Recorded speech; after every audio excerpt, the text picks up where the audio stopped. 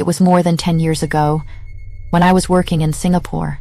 Back then, I would travel to Bedtime Island in Indonesia once a month.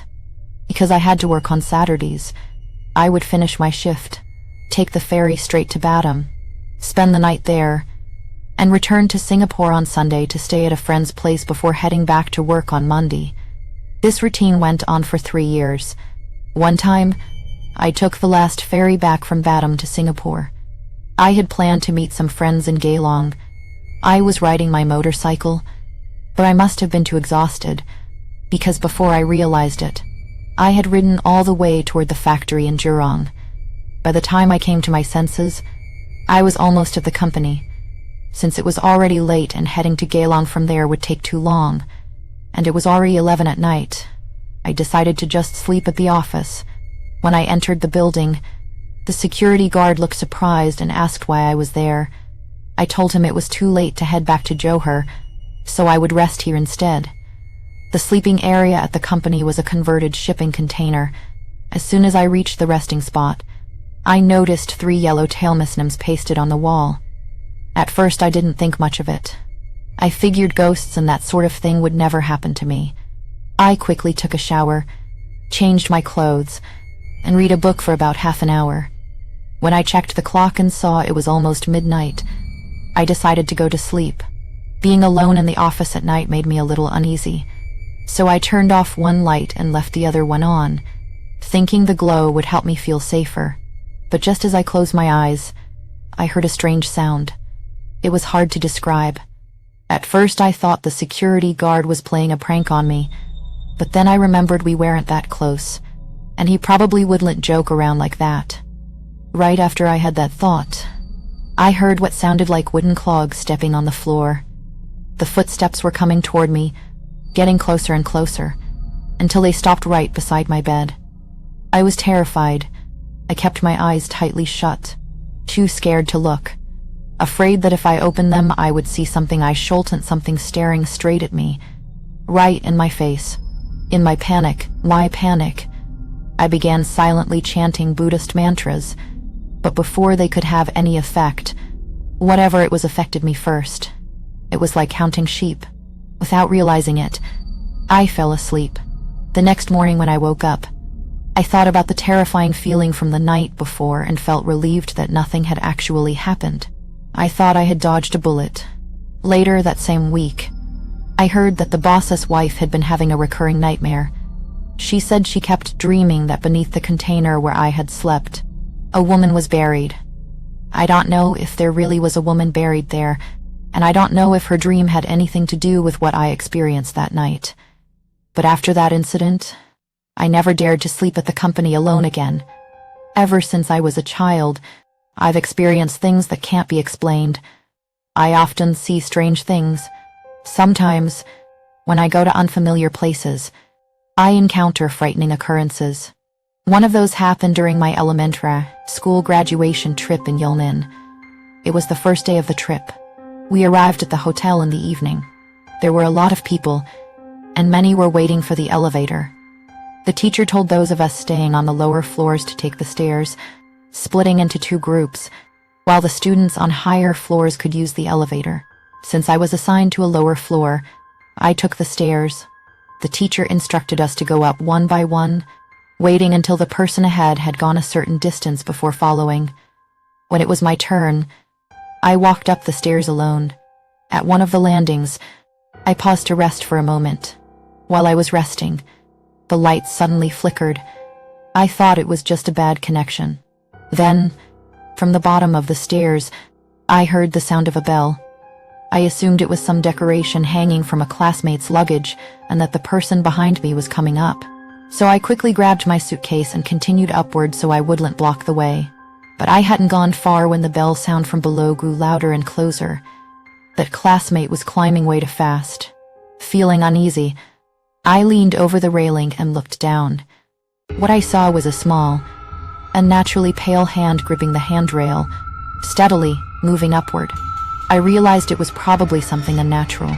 Terrified, I hurried up the stairs as fast as I could, but it seemed to know I had seen it, because it started calling out, in an eerie voice, The strange calls mixed with the ringing of the bell and echoed through the stairwell, making the whole atmosphere feel sickening. I was so scared my heart was pounding. As the sound drew nearer, I knew no matter how fast I climbed, I couldn't outrun it. I decided to head for the nearest floor. If I could find other people, I would feel safer. But strangely, every floor I passed was completely dark. The corridors had no lights at all. Seeing this, I felt an even greater danger, and I was close to panicking. I was terrified. I didn't dare enter any of the floors, so I kept climbing upward. After what felt like forever, I finally spotted a floor above with lights on. I hurried toward it, but in my rush I lost my footing, slipped, and fell. How my suitcase stumbled down the stairs like a rolling boulder. The shouting and the sound of the bell were still coming closer from below. With no time to think, I abandoned my luggage and sprinted straight for the lighted floor. As I ran, I could feel that thing right behind me. It was calling from just inches away. The voice was so close that my anxiety exploded. My heart was pounding so hard I thought it would burst out of my chest.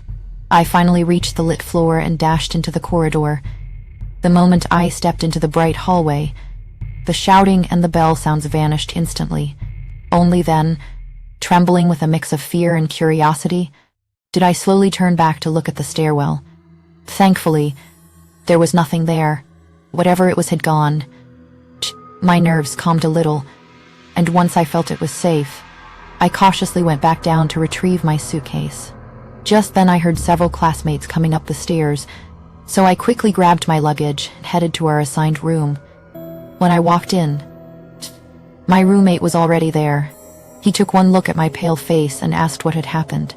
I told him everything.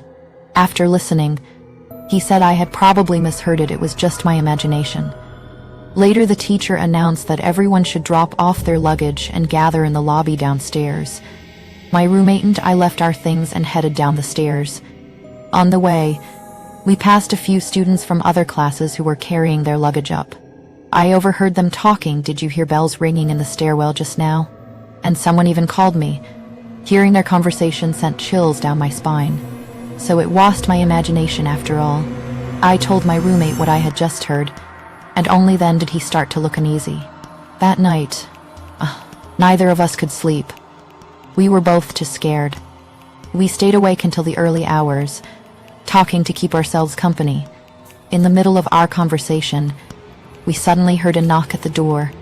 I thought it might be the teacher or another classmate. So without thinking much, I got up and walked to the door. I looked through the peephole, but there was no one outside.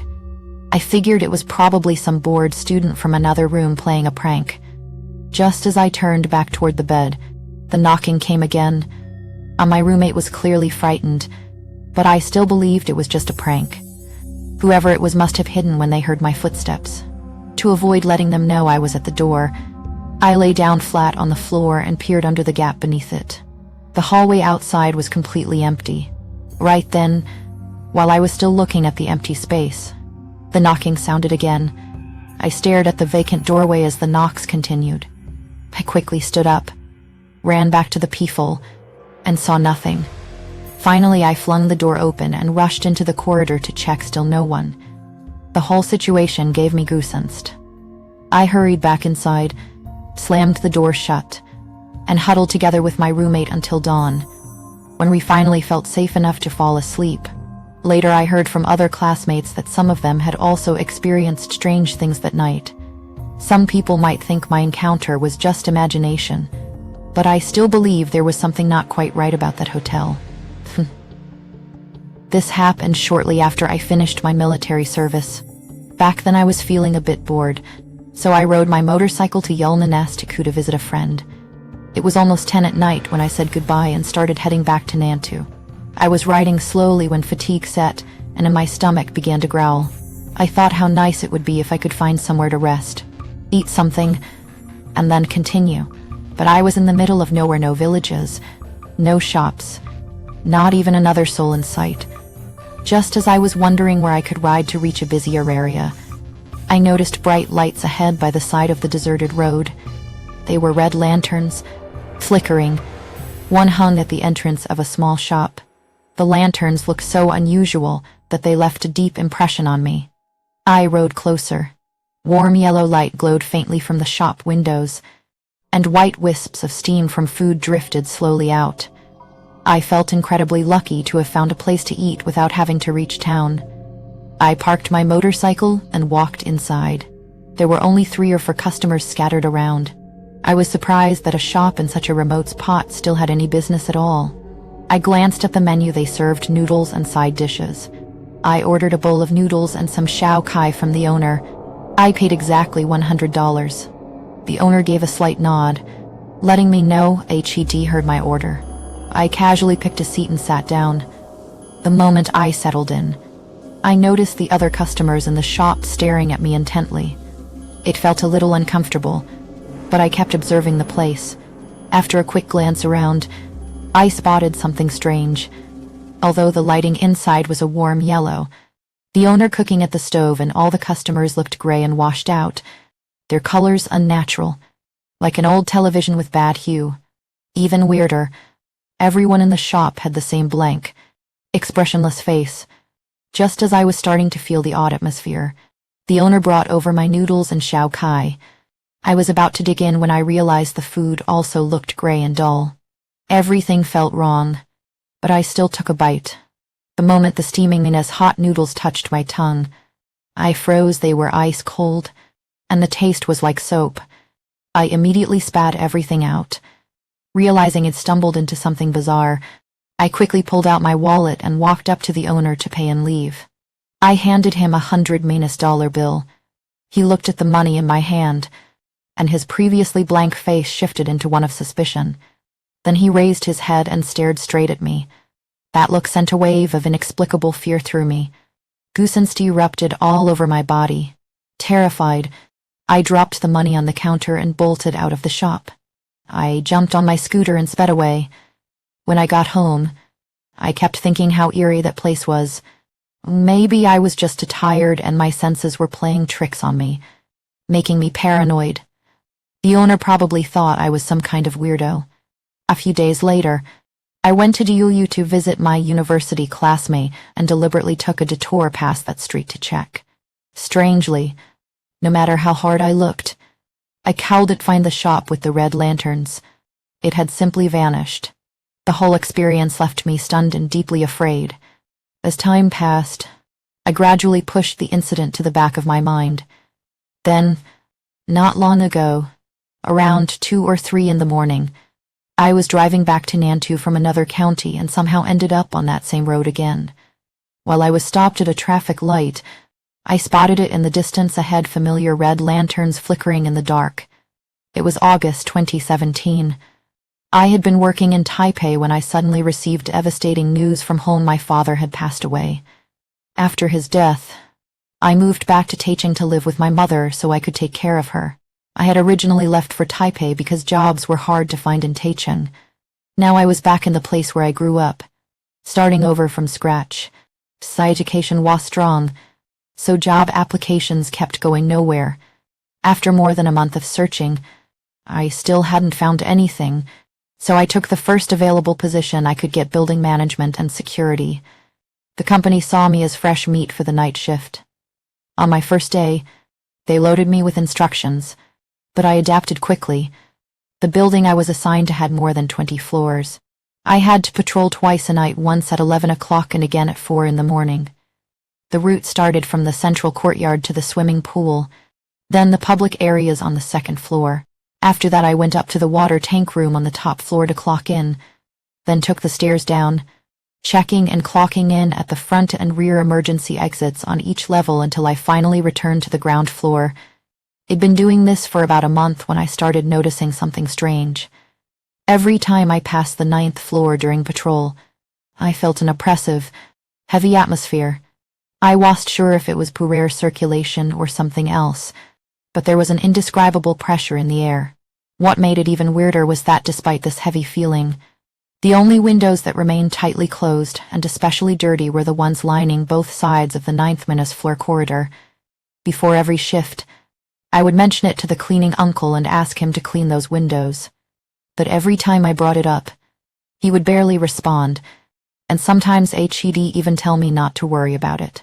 I couldn't understand why no one ever cleaned the 9th minus floor windows.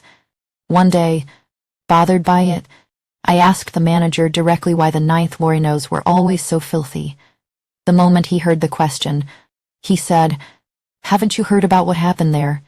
I frowned, unsure what he was talking about. Seeing my confused expression, the manager told me it was fine if I didn't know, that I should just focus on doing my job well and not worry too much about it. With that, he waved me off. After that, the 9th floor weighed even more heavily on my mind. Later, I noticed something else strange about it. Every time I patrolled the 9th floor, the beam of my flashlight would suddenly grow and usually weak. But the moment I left the floor, the light returned to normal. It was truly eerie. Although I found it deeply unsettling, I had no other choice but to continue my duties in the building.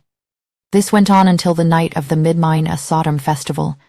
At 11 o'clock, I began my first patrol round as usual. I went up to the rooftop water tank room and clocked in, then headed toward the emergency stairwell. Just as I was about to descend, I suddenly felt a chill run down my back.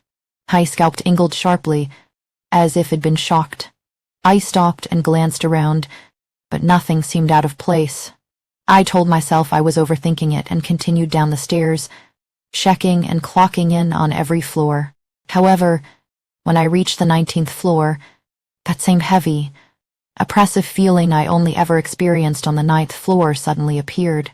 I thought, why does this floor feel exactly like the 9th? The more I dwelled on it, the more uneasy I became, so I quickened my pace, eager to finish the patrol. Then, on the 17th floor, I faintly heard scratching sounds on the floor tiles behind me. I spun around immediately and called out, asking who was there. The end of the corridor was empty. No one answered. No one was in sight.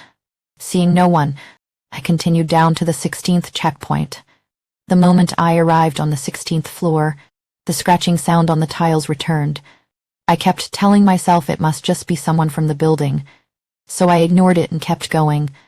But by the time I reached the 13th floor, I was starting to feel genuinely scared.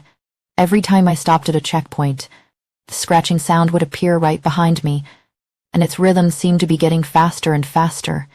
Tension and fear gripped me. I decided to abandon the patrol and ran straight down the stairs. The sound followed me relentlessly the whole way. I was too terrified to look back. Only when I reached the 9th floor did the noise suddenly stop. Trembling, I stepped onto the 9th floor.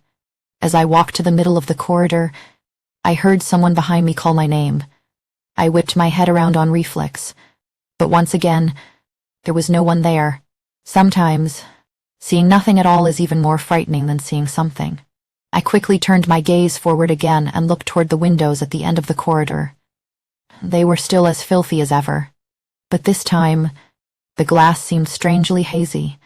Normally, you could see the reflected glow from the advertisement signaboard across the street through those windows, but now everything looked pitch black and blurred. Just as I raised my flashlight to get a better look, the entire light went out. Startled, I quickly checked the flashlight.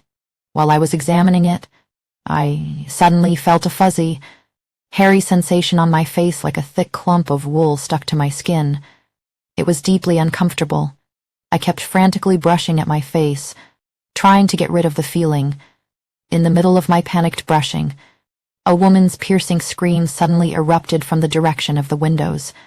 Immediately after, I heard a loud impact sound echo up from below, accompanied by a heavy reverberation. My heart sank. Oh no, did someone just jump?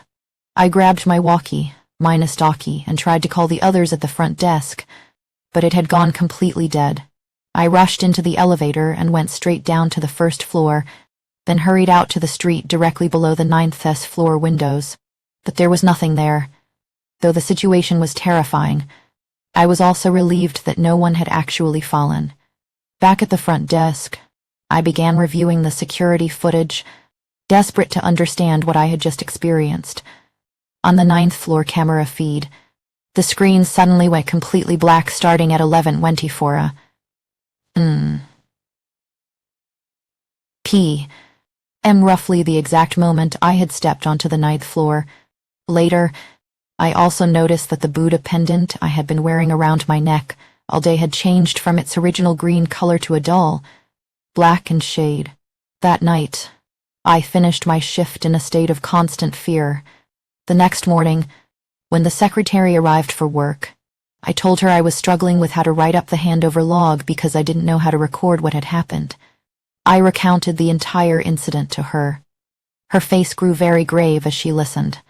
She told me she didn't know anything about it. Then one day, a resident in the building who I had become fairly close with pulled me aside and explained that young women frequently jumped from this community. 9 had already done so. Even more disturbingly, all the incidents happen around 11 o'clock at night, and from some point onward, residents would often hear the sound of something heavy hitting the ground in the central hall around that time. Yet whenever anyone went to check, there was never anything to be seen. Because of this, the residents had developed an unspoken agreement after 11 at night. They avoided wandering around the community and rarely even went out. Only after hearing her explanation did I finally understand what I had encountered that night. It must have been the spirits of